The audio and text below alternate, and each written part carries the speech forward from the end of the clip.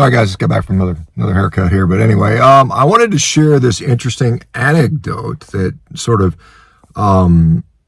puts a fine point on the difference between veganism and maybe a more meat-based approach towards athleticism. And so here's a great example. There is an athlete. She's a master's athlete by the name of Sue McDonald. Now, a friend of mine whose name is Cynthia Montaloni trains her as a coach. She's been trained with Charles Poliquin over the years. Many of you guys remember that Charles Poliquin was one of the all-time great coaches of Olympic athletes and other world champions, and he was a very much proponent of meat.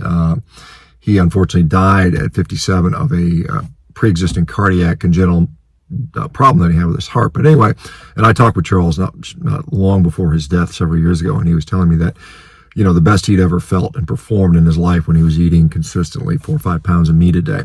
But anyway, so this gal Sue McDonald was a pretty accomplished vegan athlete. I mean, she was a top level master's vegan athlete in her 50s, and she went to Cynthia for some coaching advice. And Cynthia said, "Look, I'll coach you, but you got to put away this vegan nonsense. You got to start including meat." So now she's including a lot of red meat on a regular basis.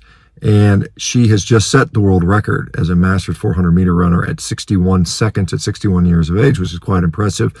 And this is faster than the time she's putting up as a vegan as a younger athlete. So again, it's not to say you can't compete as a vegan athlete, but are you reaching your full potential, whatever that may be? And so, you know, you wonder when you hear about all these vegans saying, well, this athlete's a vegan, look how good they are. Probably they would do better if they included meat in their diet, particularly a decent amount of it, just like Sue McDonald did. And so again, we have these side-by-side comparisons, and a lot of people have now gone from vegan to a more animal-focused or fully carnivorous diet, and almost all of them will say they did much better on the animal-based approach. I think it's gotten to where it's almost, I mean, the expectation is so common at this point. Let me know what you guys think. What do you think that is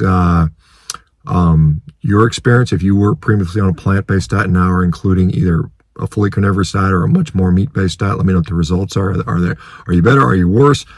Perhaps there's some people that went from meat-based to plant-based. I don't hear much about them. I don't know how many of them typically exist.